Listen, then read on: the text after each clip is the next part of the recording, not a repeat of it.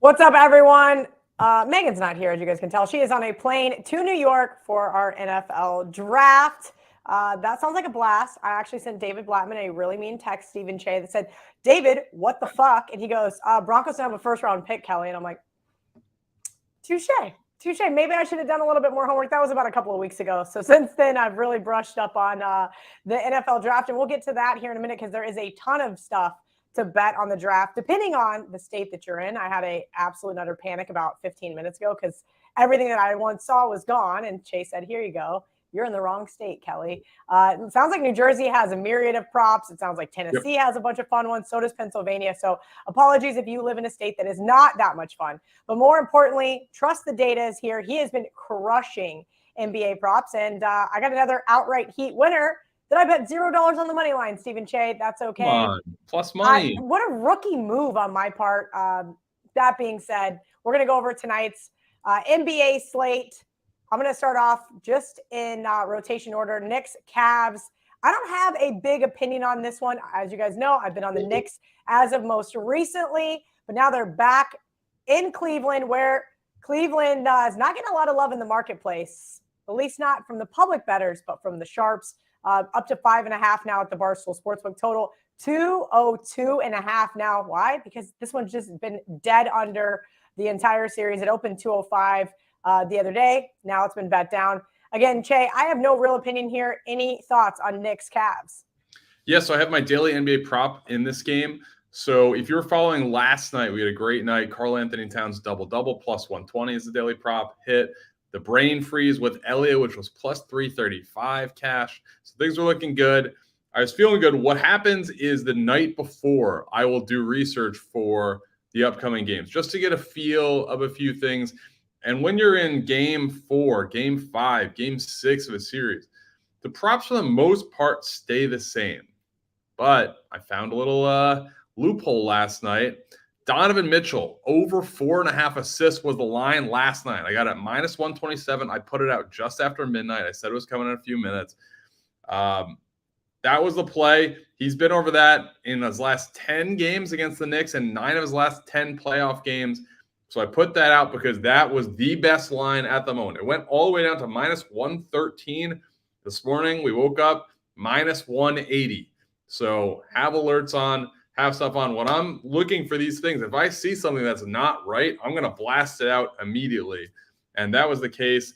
Donovan Mitchell over 5.5 assists, I believe is like plus 115 now. But that's a 20% increase in assists. The data is not as good with that. He's 60% in his last 10 against the Knicks, 60% in the playoffs instead of 90-10, which is like an ideal, or 90 and 100%, which is an ideal split with those. I do actually think he's going to get over 5.5, so I'm comfortable riding it. I would say it probably would not be my daily pick, though. I like something in a later game, which we can get into then. But Donovan Mitchell, I like to have a big game, especially distributing the ball tonight. Love that. I knew you would have something in that game. For some reason, I was like, saw your Twitter last night, and I was like, oh, boy, Cheah's onto it. And congratulations on your early trophy. As you guys know, I like to make fun of CLV trophies because, yes, they're important. But damn it, every time I have some nice CLV, you know what it does? It bites me in the ass. So hopefully that does not happen to Mr. Cheah tonight. All right, next game up, Lakers, Grizz 4-point favorites. Total 223 at the Barstool Sportsbook. I tweeted this last night. There was a really interesting stat about teams in the playoffs going to overtime and how they perform in the next game. We all saw that game. Grizz had, by all means, every opportunity to cover that. And I believe Big Ev was on the receiving end of that egregious foul. That was gross. But, hey, Lakers look good. LeBron James still not 100%, but he's been playing his ass off after good old Dylan Brooks called him old. Anthony Davis produced another double-double. So that is 3 out of 4 games. Congratulations to him. Looks like both are going to be a go tonight. But we saw it last night, Cheah, and this is kind of what I said. I did not get to the window with any of these teams last night. All double-digit underdogs, and that's because historically they have not performed well, and every single one of them came to play last night, at least from an against the spread perspective. So I'm going to take the Grizz tonight. I expect, well, a couple of different things. Dylan Brooks, if you're going to punch LeBron in the mouth or in the dick, whichever that is, whichever one you want to call that, you better show up. He has averaged just 13.2 points per game at home this year. He's going to have to step it up. I expect a big night from him. And of course, Cheah. Cheah came back Monday. He only had 19 points, but he had 7 assists. Now, I do think Cheah kind of was a little rusty early on in that game if you paid attention. I do believe, though, the Grizz, this is it for them. Go big, or, well, they're already at home. That being said, I'm laying the 4 here. Cheah, do you have any thoughts on Lakers at Grizz? Yeah, I don't like this game as much from a prop perspective. If there's one I would look at, it'd be Austin rebounds over 3.5 boards. Not a sexy prop, not a fun one to root for at all. He plays so many minutes. He's hit this in 5 of his last 6 games. I really do not love this series just because of the volatility. There are so many different guys that can go off. Jaws had a big game. We saw LeBron with a big game. We saw AD with a big game. Austin Reeves has been, for the most part, consistent, but they upped his points to 15.5 today, so I don't love that as much. So, yeah, Austin Reeves board is the only thing I can really see value in. It's minus 150, so I don't love it. Too much juice. Yeah, don't blame you there. He is getting a little too trendy for myself as well. All right, Milwaukee Bucks, 12-point home favorites to the Miami Heat, total 220.5. Cheah, I mentioned I've been on the Heat in Miami. I'm a little reluctant here. This line does seem high, and it seems rather baity. Like, come on, Kelly, come on in. The water's warm. Giannis, while he returned to the lineup the other night, he had a triple-double. Brook Lopez really was the reason why the Bucks performed so well. And on the flip side, Jimmy Butler scored a 50-burger, which was absolutely nuts. I will take that all day long when I got a team catching 8 at home. The interesting one here is, and I don't have a play on this game, Cheah, full disclosure, is the live series line. Bucks minus 110. They're down 3-1 in the series. Do you think they make a comeback? Do you think there's some value there? As a Knicks fan, I kind of hope they don't, because the Knicks will be playing the winner of the series in the next round. But I don't know. Like, Giannis has been completely out for 2 games, basically out almost a third game. He left, I think it was in the first quarter. So, they are a much better team than Miami when fully healthy. Giannis looked all right the other night, so the assumption would be he's going to be fine the rest of the series. But it only takes 1 game, and Jimmy Butler could have another, Jimmy Butler type performance where he puts up whatever it was, 56 points in a game. So I would be wary about betting the Bucks for this series, especially at those odds. I just thought it was absolutely wild. I mean, when they were tied 1-1, they were still minus 750. So minus 110 just seems a little crazy to me. I'm not taking the bait.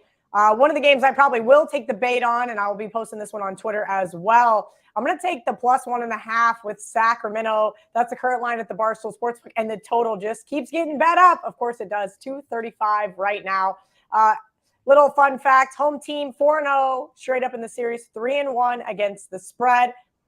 The Kings have been good to me, kind of similar to the Heat. And when the team opens as a favorite and then moves towards a dog, Cheah, you know that they got me looking at that dog now, catching a little bit more. And that's basically what happened the last time I bet the Kings. They opened up the slight favorite, got bet all the way up to +3. And I said, okay, this is out of control. You guys have lost your minds at this point. The Warriors, by all means, have the pedigree. We know they have the history. But this Kings team has been playing great ball all season long.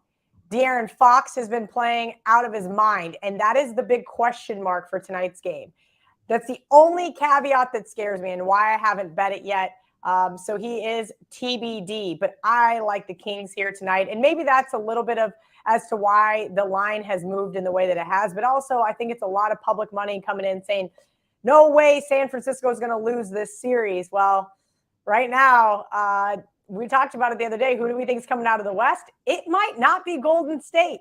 Just saying. It looks like Jake Koopman saying Fox is out. If somebody could definitely double check that for me, that would be awesome.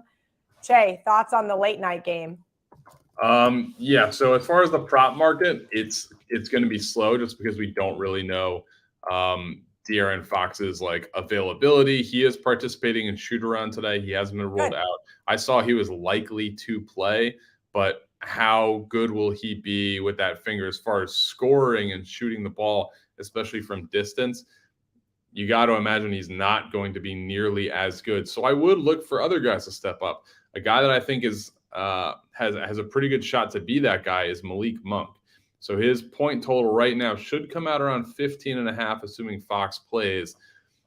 Honestly, I like the alternate line. If this goes up to like 20.5 with a lot of plus money, like I would be on that. So I'm not a full unit, that type of thing, but I think it's definitely worthy of a flyer. I think he's a guy who can, if you look at the rest of the Kings roster, they got Keegan Murray, Kevin Huerter, Sabonis, like okay guys. But as far as like guys that can get their own shot, which is what you need in the playoffs, Harrison Barnes, that's not really those guys' specialty. De'Aaron Fox kind of sets the table for that. Obviously, Sabonis was a nice job passing the ball, and they have great ball movement.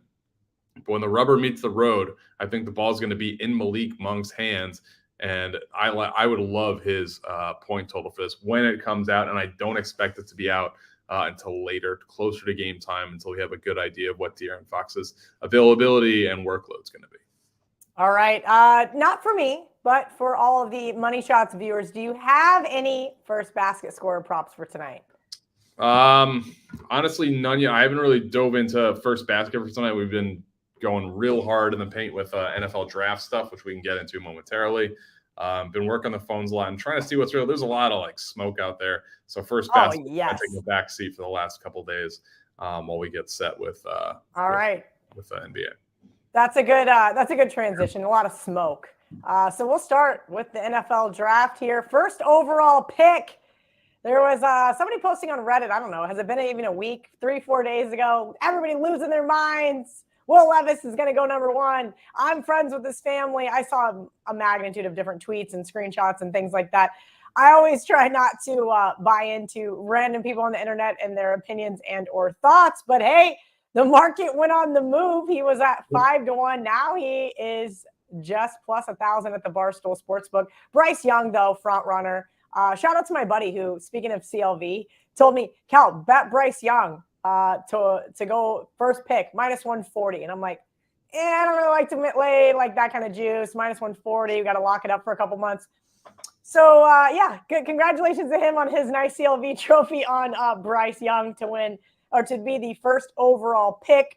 Probably going to be a Carolina Panther. And we all know that's what they're looking for. So, Cheah, start off, let's take a step back. Let's start off with what do you look for when handicapping your prop bets? What kind of information do you take into account? Who do you listen to? Who do you ignore? So that the guys at home who want to do some of their own prop bets in addition to tailing yours kind of have an idea behind the madness up there. It's hard. And honestly, this is not an unpredictable sporting event where things can get, it is a planned event. So the right people know who they're going to pick. It's kind of getting to people that either are those people or close enough to those people that would have an idea.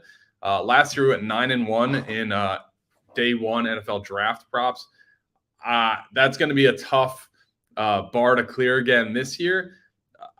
Information is a little bit slower, but I think there's a lot of unpredictability at the top of the draft. I reached out to a lot of people yesterday, and I feel like the top 3 are for the most part set right now. And I'm waiting for the exacta play to come out, which we hit last year with Trayvon Walker, Aiden Hutchinson, and then Derek Stingley, which I believe was plus 400. This year, I feel pretty good about the top 3 being Bryce Young, Tyree Wilson, and then Will Anderson Jr. So whenever that comes out, I think that is going to be one of my best bets. That being said, the entire draft right now, I think, is going to pivot at 4. And I was saying this before because it would pivot at 2, but I feel like Tyree Wilson is out there. I don't think that's really a smokescreen because Bryce Young essentially is known. The number 2 pick a lot of times is nobody's jumping Houston to get Tyree Wilson. I think that's kind of the tea leaves are correct there, and all the pundits are correct. Shout out Lance Zierlein, who hatched this theory a couple weeks ago, and he's very plugged in, especially with Houston. But the draft kind of pivots at 4 because everyone knows they're going to take a quarterback, but which one? All the noise nationally in the last week has been that they're going to take Will Levis out of Kentucky. I don't think they are. And I think it's kind of like a game of poker where everyone's saying something, but I talked to someone pretty plugged in the league today, and they made a good point saying if they're picking 4 and the second and third picks have advertised that they are for sale and they would like to move down, why would their pick be known? Their pick is not known. In which case, looking at around the league and evaluators and different things like that, there is a clear top 2 quarterback. Top 2 quarterbacks. It's Bryce Young and CJ Stroud. And some people have them in different orders, but that's do you think order. CJ kind of said something pretty funny about how he's not good at test taking Yes. because he failed so miserably. Do you think that NFL scouts really buy into that particular metric? I do think some teams buy into it. Up to 2 teams per division can have it. I talked to someone who's pretty plugged in that would know these things. And I mean, it's been around since 2015. So I don't know if there's enough historical data to rule out one way or another. And I think Daniel Jeremiah did a really good job on Pardon My Take today, talking about CJ Stroud. What this test does is it measures your ability to process information and react.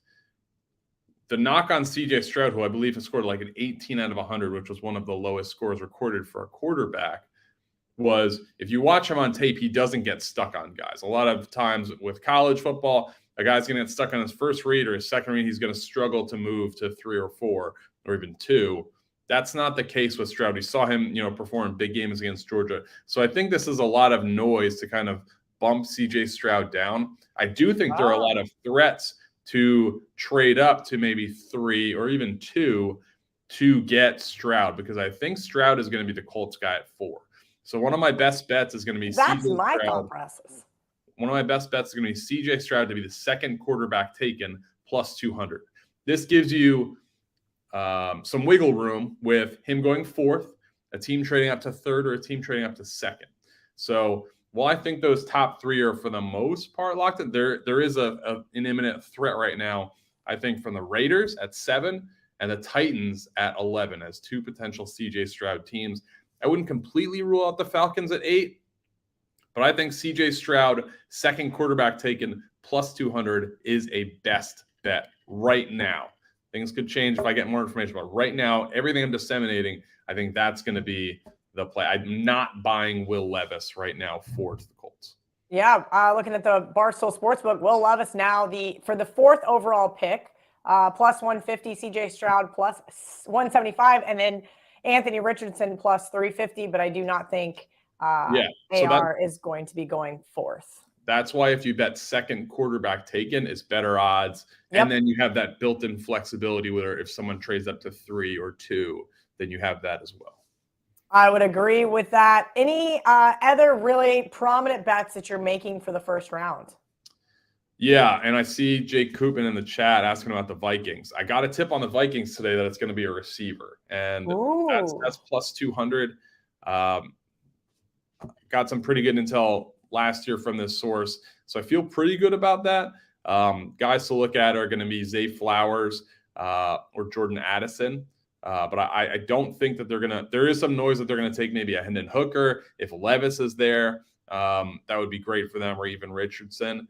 But everything I'm hearing right now is Minnesota wide receiver plus 200.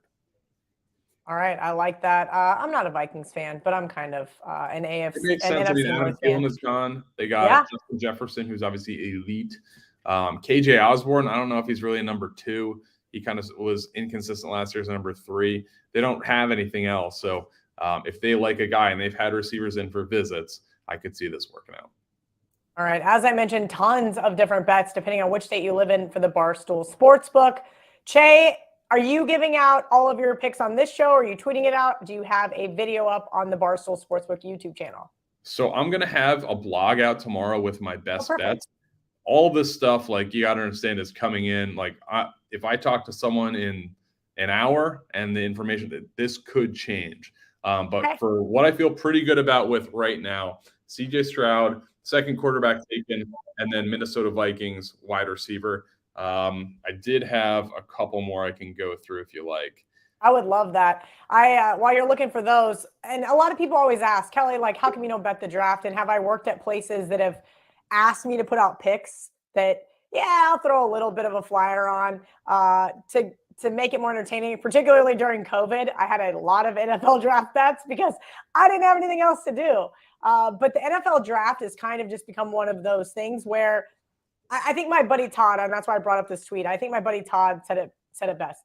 The need for people to bet on the NFL draft fascinates me. If you have the edge and information, then you should absolutely fire. It can create a massive edge, and we know that pro bettors have feasted on it. If you are throwing darts, hoping for things to happen instead of, becomes a fool's errand.